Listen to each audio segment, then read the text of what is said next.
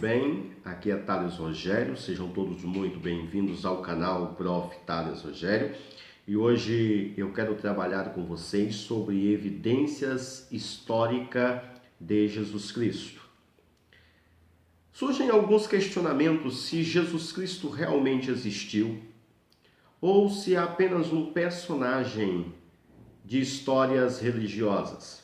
A Bíblia conta-se pelos evangelhos sinópticos, Mateus, Marcos e Lucas, e o Evangelho Universal de João, sobre a história de Jesus Cristo.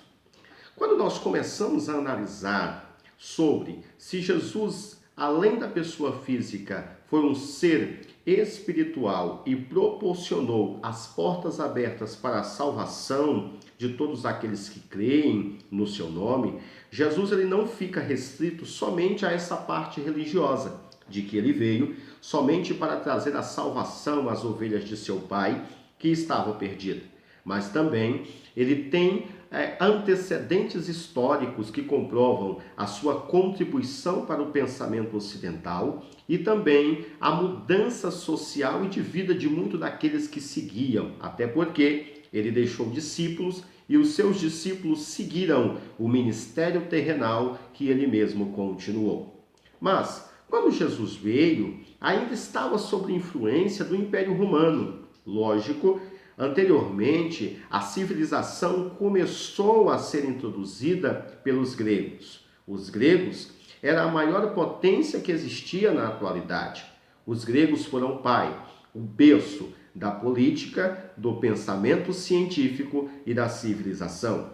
Só que os gregos, a Grécia Antiga, pela sua capital Atenas, estava sob um princípio da democracia. Lógico, era uma democracia onde nem todos poderiam participar dessas discussões. Era uma democracia restrita apenas a homens que deveriam ter 18 anos de idade para participar das discussões políticas, e esses homens deveriam ser atenienses nato.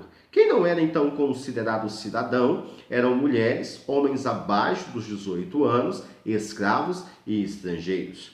Só que existia uma outra cidade que entrou em forte conflito com Atenas, Esparta. Se Atenas movia-se pela democracia, Esparta estava propondo uma oligarquia. E isso geraria um certo conflito durante todas as cidades que estavam sob a sua jurisdição. Essas guerras entre Atenas e Esparta vai gerar-se pela Guerra do Peloponeso. Todas essas guerras que vieram também, as guerras médicas, as guerras do Peloponeso, todos esses conflitos, era tradicional naquele momento que a civilização que perdesse a guerra tornava-se escrava da que vencesse, da que ganhava.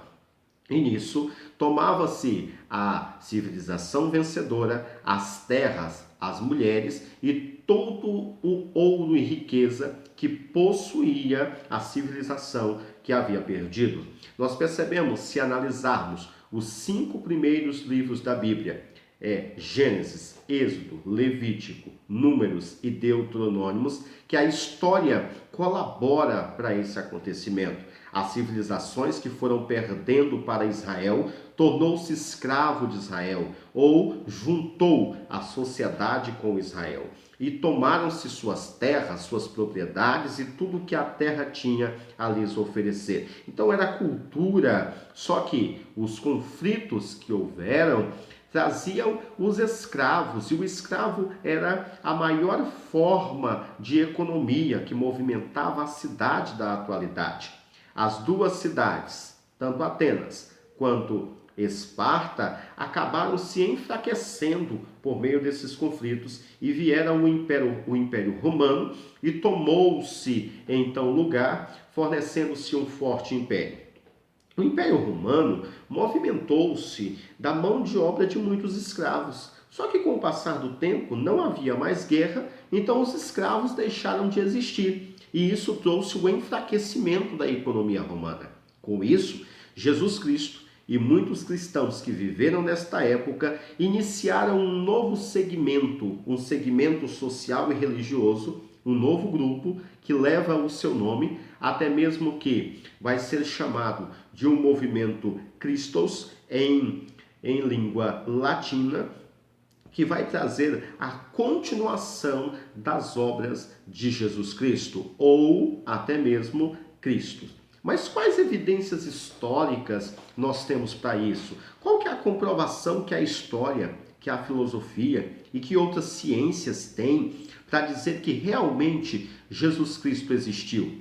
O primeiro pensador que vai contribuir para isso é um historiador judeu, Flávio Joséfo, que escreve uma obra gigantesca chamada História dos Hebreus, que vai contribuir com alguns fatos, vai escrever alguns fatos que comprovam que realmente a história de Jesus é real, que realmente ele existiu.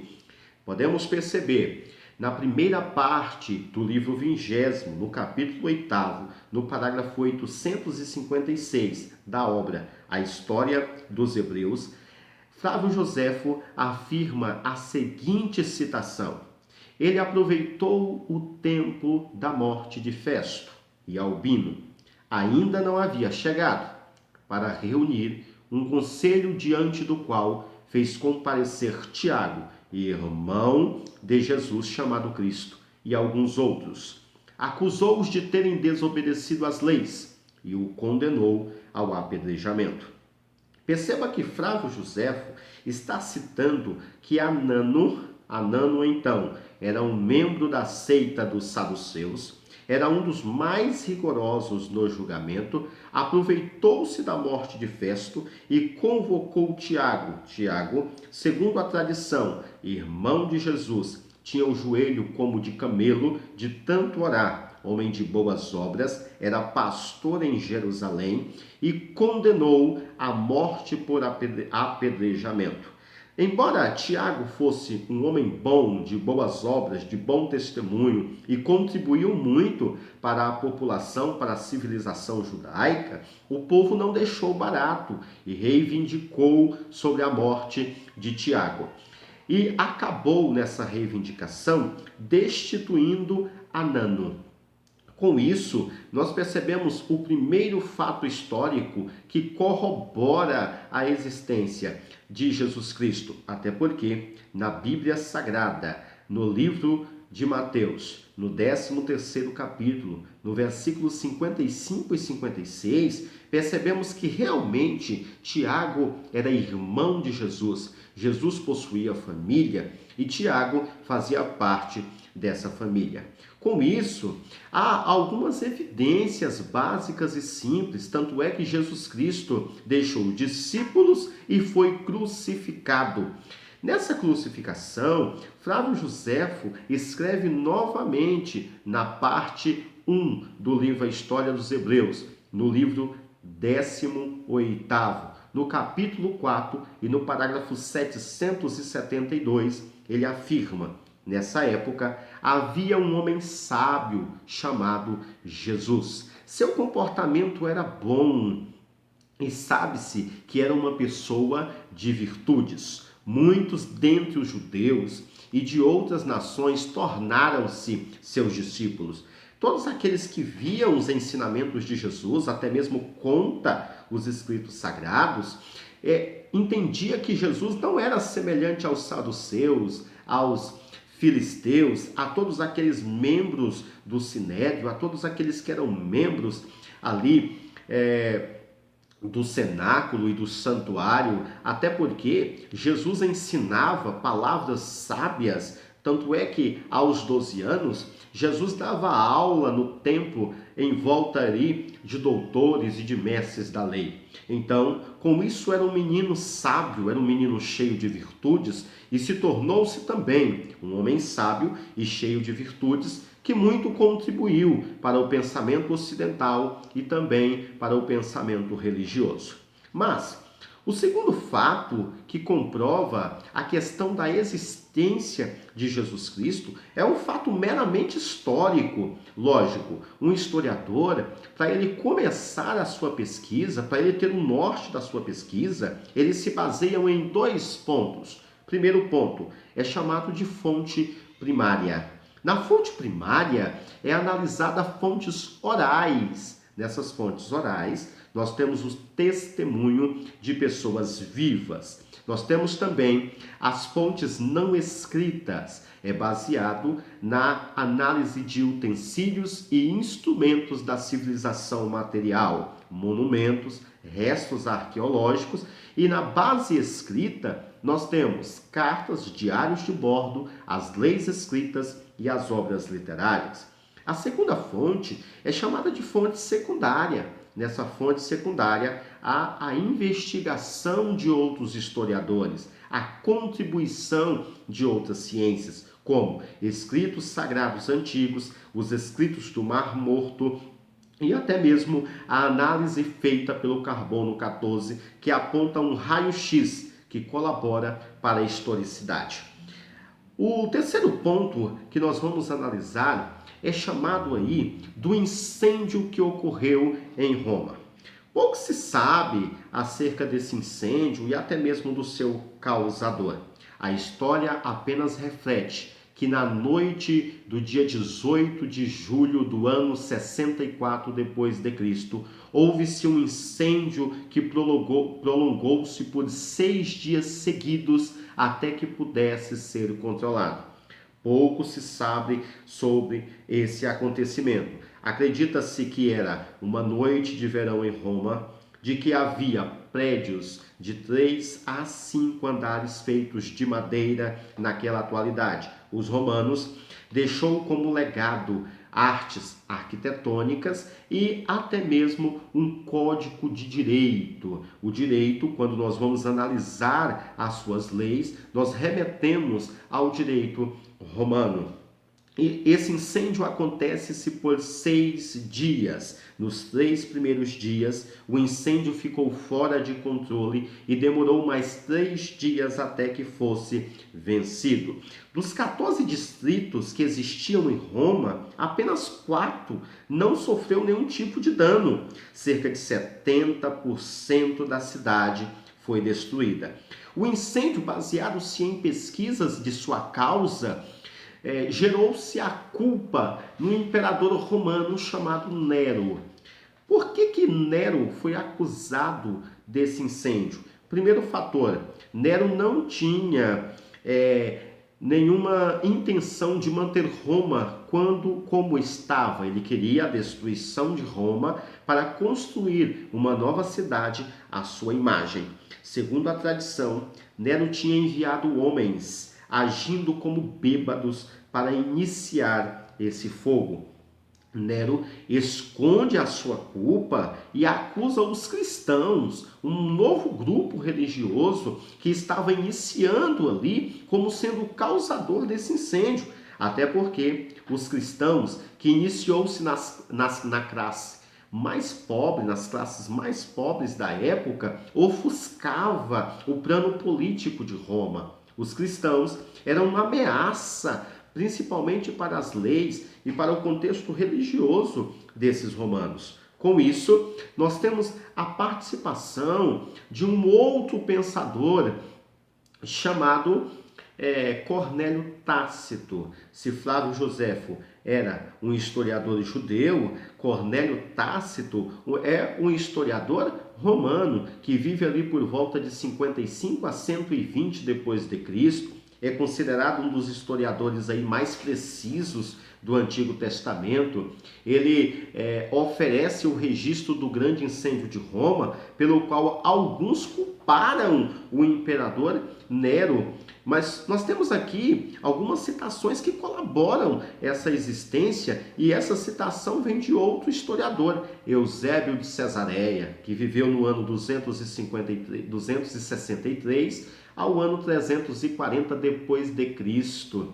A sua famosa obra é chamada de História Eclesiástica, e ele cita um registro feito pelo romano Tertuliano, seguintes palavras: examinai vossos registros, ali encontrareis que Nero foi o primeiro a perseguir essa doutrina, referindo-se ao cristianismo, especialmente quando, depois de dominar o Ocidente, e exerceu a sua crueldade contra todos em Roma. Eusébio de Cesareia está ali comprovando historicamente que Nero começou uma perseguição severa ao cristianismo, começou uma perseguição a todos aqueles adeptos do cristianismo. E isso fez com que Cristo também se tornasse perseguido e culpado a uma morte violenta, a pior morte que existia nessa atualidade, que era basicamente a morte de cruz. Ser crucificado era vergonhoso, ser crucificado era ser considerado o pior de todos os malfeitores daquela época. Com isso, nós temos também algumas provas que seria o Talmud. Cornélio Tácito, que era de Anais, apresenta o termo Christus no latim, que demonstra a existência de um grupo cristão. Cornélio Tácito cita em sua obra pessoas históricas da Bíblia, como Pôncio Pilatos, responsável pela crucificação e condenação de Cristo, e Tibério, que era o imperador da época. Cristo, como um originador do grupo, também é apontado pelo historiador Cornélio Tácito, que estava a serviço de Roma, que estava a serviço dos romanos. O Talmud, ele vem como um código de leis que apresentam uma forma pejorativa, mesmo como uma forma pejorativa, fica evidente a existência de Jesus Cristo, onde no Talmud apresenta-se 3 características da existência de Jesus Cristo. A primeira característica, ele fazia milagres. A segunda característica, foi preso e condenado à morte. A terceira característica, foi pendurado no madeiro. Todas essas características históricas dão base a tudo aquilo que a Bíblia apresenta, a tudo aquilo que o próprio contexto bíblico, há mais de 2000 anos atrás, começa aí a apresentar como fonte histórica e religiosa. Para finalizar, nós temos também um pensador chamado Talo. Talo era um historicista samaritano que escreveu em grego koiné, possivelmente nos anos 50 a 55 depois de Cristo. Escreveu sobre a história do mundo mediterrâneo. Muito embora nenhum de seus escritos tenha aí realmente sobrevivido, tudo aquilo que nós sabemos sobre Talo veio de um de seus discípulos e amigo chamado Júlio Africano, que menciona a escuridão que cobriu a terra durante a crucificação de Cristo. Está escrito nos escritos sagrados que, quando Cristo foi crucificado, houve alguns acontecimentos cósmicos sobre a terra. E esses acontecimentos são baseados até e comprovados em acontecimentos científicos e históricos. Olha o que Júlio Africano escreve sobre esse evento da natureza. Esse fenômeno evidentemente foi visível em Roma, Atenas e outras cidades do Mediterrâneo. Segundo Tertuliano, foi um evento cósmico e mundial. Frégão, um outro grego da Cária, escreveu uma cronologia pouco depois do ano 137 depois de Cristo, em que narra como no 4º ano das Olimpíadas de 202, o ano 33 depois de Cristo, houve um grande eclipse solar, de que anoiteceu na 6ª hora do dia, de tal forma que até as estrelas apareceram no céu. Houve um grande terremoto na Bítnia e muitas coisas saíram fora do lugar em Niceia. Quando escreve sobre essas questões, está comprovando algo que ocorreu, um fenômeno que ocorreu a partir do momento da crucificação do próprio Cristo. E nós temos também um filósofo romano chamado Marabal Serapião. Marabá de Serapião escreve uma carta ao seu filho Serapião. Nessa carta, o filósofo apresenta 7 características, 7 declarações da existência de um pensador, e esse pensador se encaixa com o perfil de Jesus Cristo. Lógico, é uma obra que muito é discutida, não se sabe meramente se ele estava referindo-se a Jesus Cristo em Roma, mas a característica bate com a nossa definição. Marabá Serapião era filósofo estoico da província romana da Síria. Era conhecido em função de uma carta que foi escrita ao seu filho ali por volta do ano 73 depois de Cristo. Tornou-se uma das primeiras referências não judaica e não cristã a se referir a Jesus Cristo. Ele apresenta algumas declarações. Primeira declaração: havia um homem em Roma e esse homem foi executado. Apresenta a mesma característica de Jesus Cristo, também foi executado. Característica 2: ele era sábio. No início desse vídeo, nós comentamos que realmente Jesus cresceu em sabedoria, em estatura e até mesmo discutiu com doutores no templo. Terceira característica: foi executado antes da destruição de Jerusalém. Jesus reuniu-se com os discípulos, analisando a arquitetura do templo, e disse aos seus discípulos que, na verdade, não ficaria pedra sobre pedra que não seria derribada. Quarta característica: sua execução foi anterior à dispersão dos judeus. Quinta característica: os judeus foram responsáveis por sua morte. Sexta característica: ainda sobreviveu por meio dos ensinos que o deixou. Com isso, Jesus Cristo não deixou nada escrito. Tudo aquilo que sabemos dele vieram de seus discípulos e até mesmo de contos históricos. E mesmo assim, a sua fala, os seus escritos e tudo aqui, todas as características que ele deixou como ser social e religioso, vivem e permanecem até hoje. Sétima e última característica: foi referido como rei. Ao ser referido como rei, na própria crucificação de Cristo, havia-se um informativo acima de sua cabeça na cruz do Calvário, onde estava escrito: este é Jesus, o rei dos judeus. Muito obrigado pela sua paciência. Não deixe de compartilhar os nossos vídeos, não deixe de analisar as nossas obras que aqui deixamos, de se inscrever no nosso canal, ativar as notificações, porque assim você não fica de fora de nada daquilo que a gente posta aqui no canal. Muito obrigado, até a próxima.